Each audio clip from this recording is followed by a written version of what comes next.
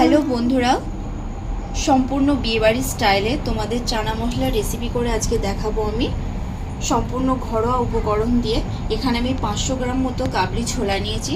ছোলাটা আগের দিন রাতে ভিজিয়ে রেখেছিলাম, তাতে ভালো মতো ভিজে যাবে এবং ফুলে যাবে। তোমরা দেখতেই পাচ্ছ এই যে ফুলে গেছে। তো এটা এবার 5 থেকে 6টা সিটি দিয়ে নেব প্রেসার কুকারে। ছোলাটা দিয়ে দিলাম প্রেসার কুকারে, জল দিয়ে দেবো,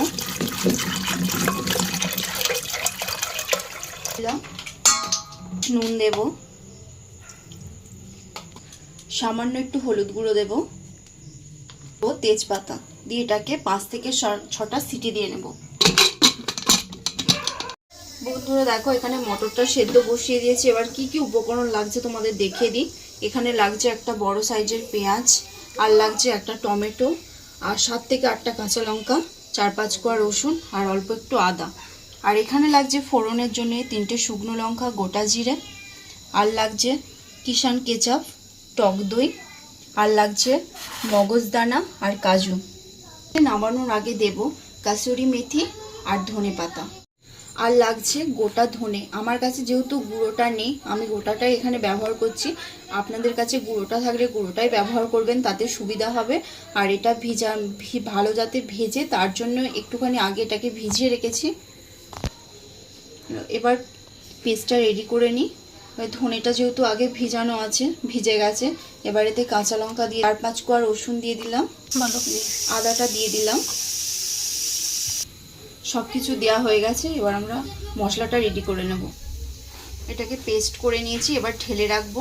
ঢেলে রেখে এবার পেঁয়াজটা পেস্ট করে নেব। পেঁয়াজটা দিয়ে দিয়েছি, এবার আমরা পেঁয়াজটাকে পেস্ট করে নেব।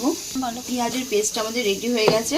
এবার টমেটোটাকেও পেস্ট করে নেব। আপনারাও এভাবে পেস্ট করে নেবেন, তাতে গ্রেভিটা ভালো হবে।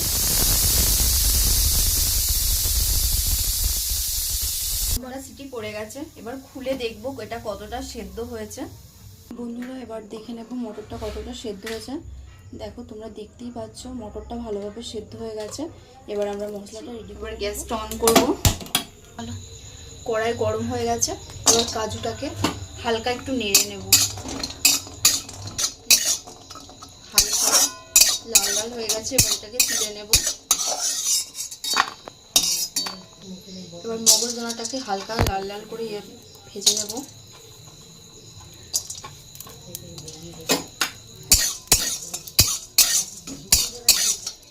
হালকা লাল লাল করে ভেজে নিয়েছি, এবার এটাকে তুলে নেব।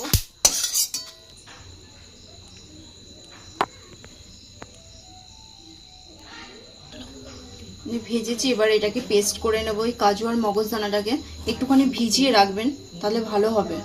মেথিটাকে হালকা নেড়ে নেব শুকনো খোলায়।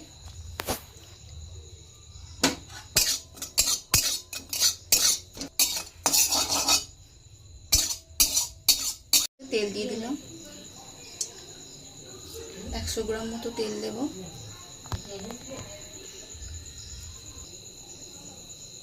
তেলটা গরম হয়ে গেছে। এবার 3টে শুকনো লঙ্কা, গোটা জিরে ফোড়নে দিয়ে দেবো। কিছুক্ষণ এটাকে নাড়তে থাকবো।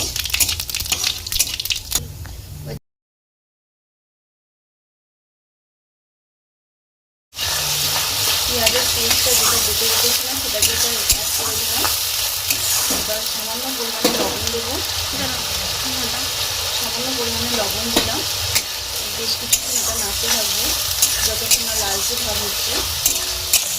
এটাকে এখনও বেশ কিছুক্ষণ নাড়তে থাকবো যতক্ষণ না এটা জলটা শুকিয়ে যাচ্ছে আর পেঁয়াজের গন্ধটা কাটছে, ততক্ষণ পর্যন্ত এটাকে নাড়তে থাকবো।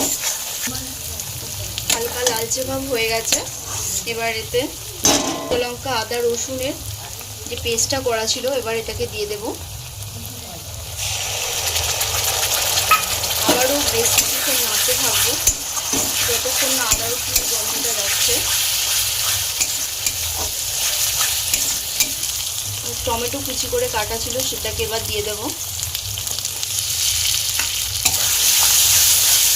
আবারও বেশ কিছুক্ষণ নাড়তে থাকবো টমেটো যতক্ষণ না নরম হচ্ছে। মশলাটা থেকে ভালো মতো তেল ছেড়ে গেছে। এবার এই ফেটিয়ে রাখা টক দইটা দিয়ে দেবো।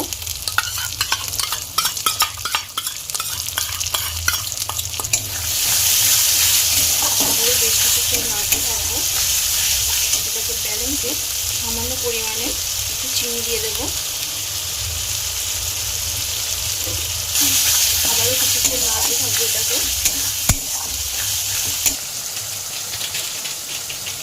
মশলাকে সব একবার একে একে দিয়ে দেবো। এখানে দেবো 1 চামচ হলুদ গুঁড়ো, 1 চামচ জিরে গুঁড়ো, কাশ্মীরি লঙ্কার গুঁড়ো।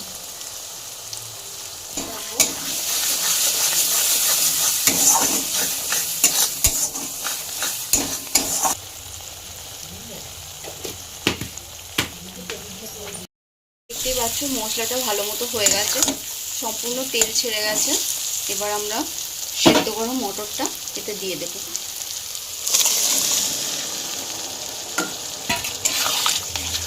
ভালোভাবে এটাকে মিশিয়ে দেব। আর একটু সামান্য পরিমাণে জল দিয়ে দেব।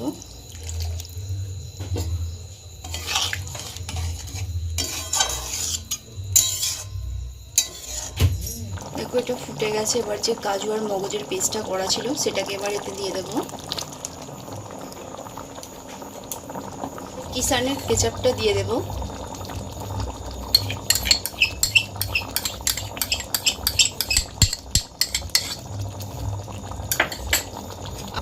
কাসুরি মেথি আর দেব ধনেপাতা। তাহলেই আমাদের রেডি সম্পূর্ণ বিয়েবাড়ি স্টাইলের ঘরোয়া পদ্ধতিতে চানা মশলা। এটাকে আপনারা গরম গরম রুটির সাথে, পরোটার সাথে অথবা নানের সাথে খেতে পারবেন। আমাদের গরমা গরম বিয়েবাড়ি স্টাইলে ঘরোয়া পদ্ধতিতে চানা রেডি। তার সাথে আমি গরমা গরম রুটির সাথে এটিকে সার্ভ করেছি। আপনারা চাইলেন লাচ্ছা পরোটা অথবা নানের সাথে এটিকে সার্ভ করবেন।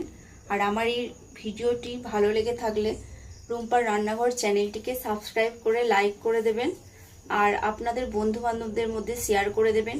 এই ভিডিওটি আজকে এই পর্যন্তই। আবার দেখা হবে নতুন অন্য কোনো ভিডিও নিয়ে।